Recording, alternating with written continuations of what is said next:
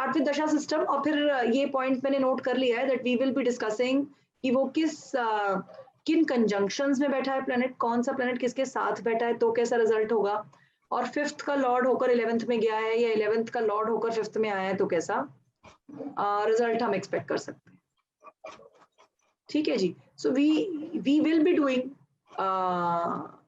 दूसरी दशाओं को भी हम थोड़ा सा डिस्कस करेंगे, बट फर्स्ट जैसा हमने देखा कि most importance is giving to Vimshottari dasha, और इसके आपने पीरियड्स अपने फर्स्ट लेवल में देखे ही होंगे कि सब प्लैनेट्स के एक प्री डिफाइंड पीरियड्स हैं और एक प्री डिफाइंड सीक्वेंस है।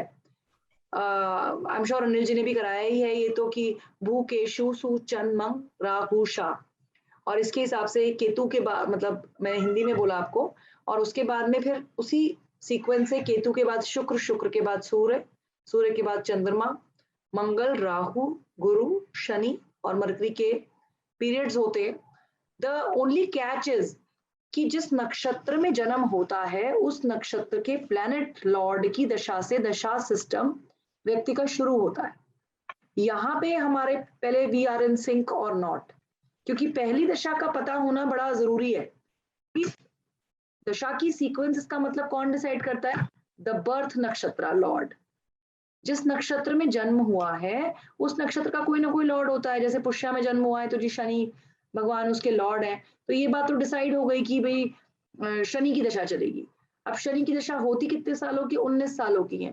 तो बर्थ जिस टाइम पे हुआ है उस टाइम से लेकर क्या 19 साल की दशा चलेगी?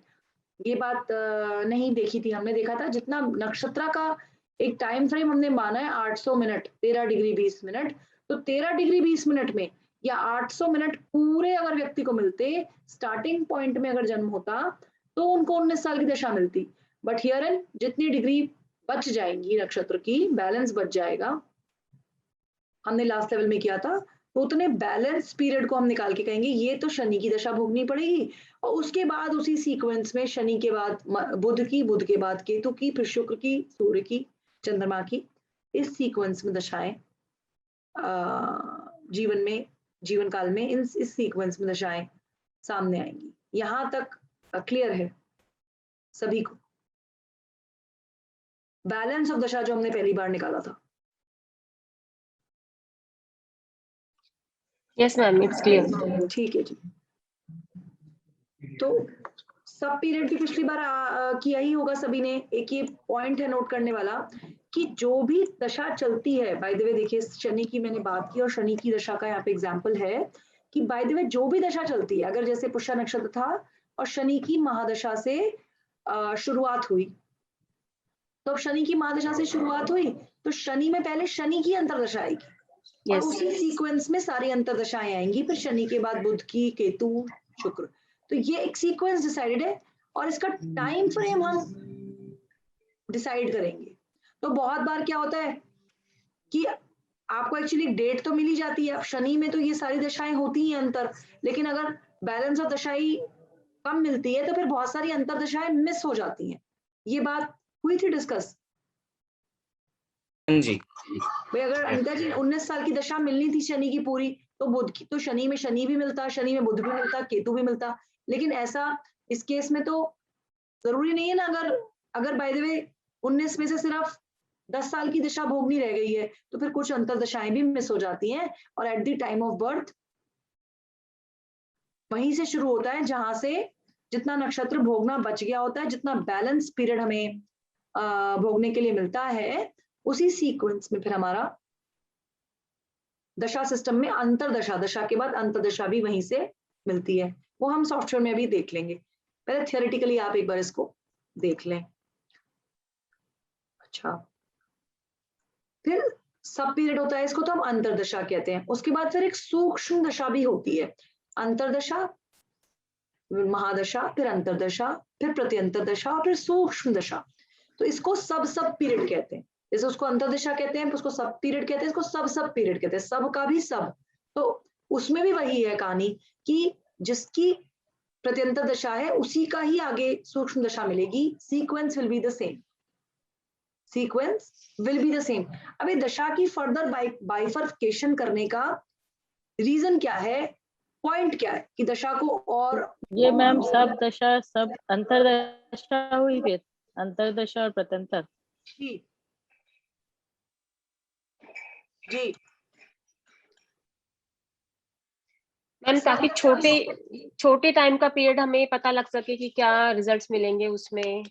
बिल्कुल, इसको छोटा करने के लिए टाइम फ्रेम को, अब जैसे बाय द वे शनि में शनि का अंतर अगर आप कैलकुलेट करेंगे 19 इंटू 19 डिवाइड बाय 120, यही हमने किया था ना अंतरदशा निकालने के लिए। तो अगर आप करेंगे तो बहुत बड़ा पीरियड निकल के आता है। ये तो कितना निकल के आता है शनि में शनि का पीरियड? शनि में शनि का पीरियड आप 19 इंटू 19 डिवाइड बाय 120 करेंगे ना, तो लगभग 3 साल के आसपास का पीरियड यस मैम, ईयर्स में आएगा, तो ईयर्स में आ जाएगा। तो यस ईयर्स में आप किसी को कहेंगे कि ठीक है शनि की दशा में शनि की दशा में आपका काम हो जाएगा। बाय द वे सवाल ये था कि बच्चा कब होगा या शादी कब होगी या जॉब कब लगेगी। क्या आप किसी को कह सकते हैं कि आने वाले 3 सालों में या ये जब 3 साल का टाइम फ्रेम आएगा तो ये काम हो जाएगा? नहीं कह पाएंगे, वो एक अच्छी प्रेडिक्शन नहीं रहेगी है। इतना ब्रॉड टाइम फ्रेम आप दे रहे हैं, लोग तो महीनों में एक्सपेक्ट करते हैं और आजकल तो हफ्तों में भी लोग एक्सपेक्ट करते हैं कि महीने में भी हमारा कार्य कब संपन्न होगा। तो उसको पीरियड को, टाइम पीरियड को छोटा करने के लिए ये दशा सिस्टम का इस तरह से प्लान हुआ, प्लान ऑफ एक्शन इसलिए ऐसा रखा गया कि इसको छोटा करने के लिए, टाइम फ्रेम को, एनवायरमेंट को जो ये मिल रहा है हमें कंड्यूसिव टाइम जो मिल रहा है उसको छोटा करने के लिए। तो बाय द वे शनि में शनि का निकालेंगे तो उससे थोड़ा और छोटा हो जाए फ्रेम। तो अंतरदशा और सूक्ष्म दशा का भी मतलब the concept of dividing dasha into sub periods is to shorten the time frame and know the precise period कि हम कुछ months में या कुछ months से भी छोटे सीक्वेंस में अगर टाइम को बता सके। पर्पस ये है। तो अब जैसे हमने ये किया था, ये तो कैलकुलेशन ऑफ सब पीरियड दिया हुआ है, सब पीरियड की कैलकुलेशन यहाँ पे दी है। वैसे तो फॉर्मूला तो वही है उसका जो हमने पिछली बार किया था। ये देखिए शनि में अगर आपको मरकरी की अंतरदशा निकालनी है तो 19 इंटू 17 करके एक फॉर्मूला तो ये था कि इस नंबर को आप 120 से डिवाइड कर दीजिए तो आपको अंतरदशा का पीरियड पता चल जाता है। फिर एक सेकंड फॉर्मूला भी हमने किया था कि just to make it simpler आप इसको मंथ्स और डेज में डिवाइड कर दीजिए, multiply the last digit by 3 तो वो डेज बता देता है और बाकी के जो बचे हुए नंबर होते हैं उनको आप as it is in months ले लीजिए। तो 32 मंथ्स होते हैं तो फिर आप उसको इजीली 2 इयर्स 8 मंथ्स और 9 डेज में कन्वर्ट कर लेते हैं। और बाकी भी सिंपल है, बेसिकली पर्पस वही है ना, डिवाइड नहीं किया आपने, वहीं पे ही ब्रेकिंग कर दी। इसे ही आप 120 से डिवाइड कर लीजिए तो भी आपका 3.23 समथिंग आंसर आएगा। और फिर उसको अगर आप 19 इंटू 17 करेंगे तो भी यही रहता है, उसमें कोई बहुत चेंज नहीं है। जस्ट ऐसा कोई ट्रिक वाली बात नहीं है, तो सिर्फ कैलकुलेशन को इजी करने के लिए बताया गया है। इसका फिर 2.6 आता है। अगर आप 120 से डिवाइड करेंगे तो 2 इयर्स हो जाएगा और 0.6 को फिर आप 12 महीनों से मल्टीप्लाई करेंगे तो फिर वो 32 महीनों के आसपास। और उसी तरह से ये तो अब अगर और छोटी सेक्शन में लेना है यानी कि अंतरदशा तक की तो कैलकुलेशन क्लियर है, अगर प्रत्यंतर पे बात करनी है तो उसका भी फॉर्मूला एकदम सेम रहता है। And now since we are finding the third sub period, so what will we do? Main period into sub period, जैसा अंतरदशा के लिए किया था, और प्रत्यंतर के लिए उसके पीरियड को और मल्टीप्लाई करेंगे and we will divide it by one more time with 120। और ये कुछ भी नहीं है, if you want to calculate it in days, क्योंकि कुछ की बहुत छोटी भी आएगी, जैसे सूर्य की है तो 6 इंटू 6 डिवाइड बाई 120 इंटू 120 करेंगे तो वो बहुत छोटा भी टाइम पीरियड आता है। इसी को अगर आपको डेज में लेना है, फॉर्मूला यही है जो मैंने हाईलाइट किया है। हाईलाइटिंग दिख रही है आपको? Yes ma'am. तो ये जो हाईलाइट किया है पीरियड, फॉर्मूला यही है, मेन पीरियड इंटू सब पीरियड इंटू सब period.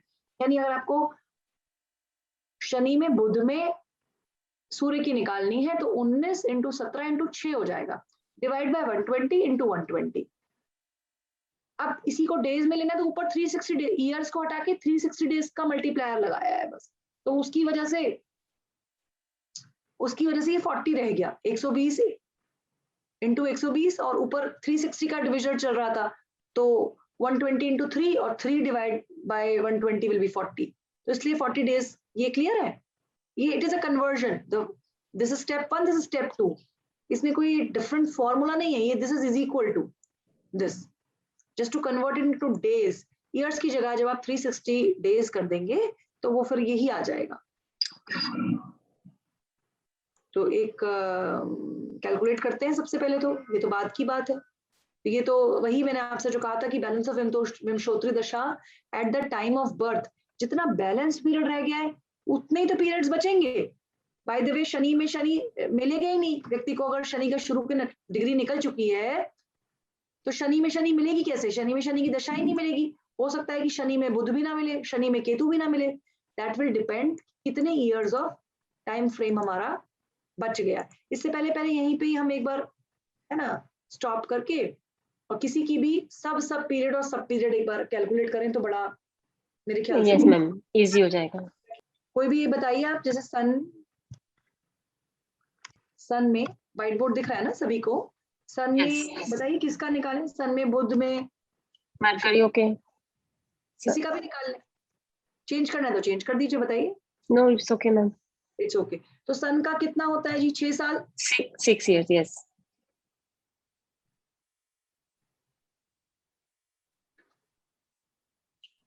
I'm on a different laptop today, so एक सेकेंड जी। और मरकरी का कितना होता है, 17, 19, ठीक है, और divide by 40, this will be days. ये जो मैं आपसे बात कह रही थी ना वो कुछ भी बात नहीं थी, वो ये थी कि अगर आप वो फॉर्मूला लगाएंगे 6 into multiply by 17, yes, into 19, और yes. इसको जब आप इसको हमको डिवाइड करना था पहले तो 120 यस इंटू 120 से, इसी को अगर हम ये दिस वाज दिस, ये ब्रैकेट है ना, तो इसको इससे डिवाइड करना था, this and this is equal, this what I am telling you, these two things are equal only. now how are they equal, क्योंकि ये ईयर्स में था, ठीक है ना। अब जब ये ईयर्स में था तो इसको डेज में कन्वर्ट करने के लिए क्या करेंगे, एक्चुअली ना मैं इसको एंटर मार के लिखती हूँ, तो आप इसको ऐसे समझिए,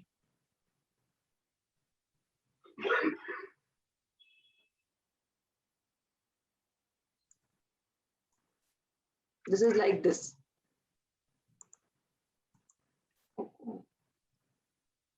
ये ईयर्स यहाँ पे लिखा है सेंटर में सपोज,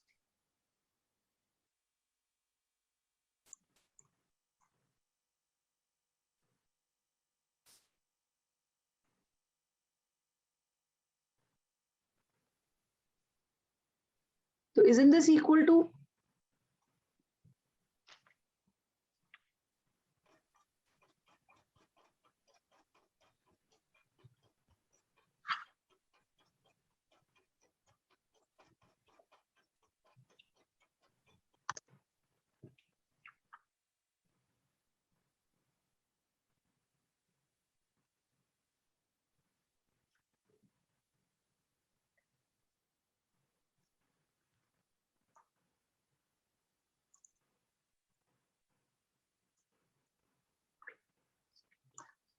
ठीक है। तो ये देखिए इससे कट गया 340, this is how we have arrived from this to this, this is how I was telling you that this is the same thing, वो years में था, this is in days। अच्छा तो अब खैर एनी विच वेज इसको calculate तो करते हैं, 6 इंटू 17 इंटू 19 डिवाइड बाय 40 कर लीजिए, तो that will be the number of days.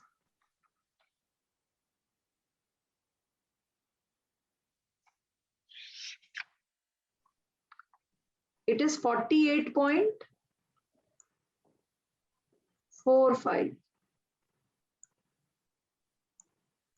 days। तो आपके पास अगर पुरानी वाली आपकी एस्ट्रोलॉजी की टेक्स्ट बुक होगी ना, तो उसमें डेज भी लिखा होता है, उसमें डेज दिए भी होते हैं, मेरे पास वो अभी बुक नहीं है, तो आप उसमें से चेक कर सकते हैं ना, द दशा will be these many days. तो अब ये टाइम फ्रेम बहुत छोटा मिल गया ना हमें प्रत्यंतर लेने की वजह से, वी कैन इजीली से कि ये जो लगभग ये 1.25 महीने का जो टाइम आएगा इसमें आपका काम हो जाएगा। तो this just defining the time frame, Anita ji आपको भी क्लियर है ना प्रत्यंतर दशा निकालने का, बिकॉज आप इसमें कीन थे, तो that time I didn't want to you know because explain भी करना होता है, it is not just about forwarding the slide. अब स्लाइड में तो लिख दिया है ऐसे, this is how you, I think everybody is clear that from this is step 1, this is step 2, and this is the calculation that we get after doing it in 3. So this is how we calculate antardasha and post that pratyantar dasha basically. ठीक है जी, can I do the stop share? Because our part was to clarify कि अब सन में अब ये इतना कम क्यों आया, इसलिए आया क्योंकि एक दशा छोटी थी। तो इसको आप ये भी कह सकते हैं 1 month 18 days और ऑलमोस्ट 18.5 days, बिकॉज 0.4 है, तो फ्यू आवर्स तक में मतलब अंतरदश प्रत्यंतर दशा जो है जाती है करके। तो ये डिवाइड बाय 40 वाली बात तो इसलिए ऐसी है, ठीक है जी। सो इन्होंने कोई और कैलकुलेट करके रखा है, कोई और पीपीटी में हमारी कोई और कैलकुलेशंस हैं, वो भी वही है कि सब पीरियड को निकाल के बताया है डिवाइड बाय 40 करके। सो द बैलेंस ऑफ विमशोत्री दशा द टाइम ऑफ बर्थ, ये मैंने आपको बताया है अभी कि सब period helps in implementation of the results and narrowing down the time frame. Basically आप टाइम फ्रेम, इतने बड़े टाइम फ्रेम को आप नैरो डाउन कर रहे हैं। This is a part of live class held. You can join this course online with all live classes. Videos of each class will also be sent to you. Contact Mrs. Abha Bansal 9350508001.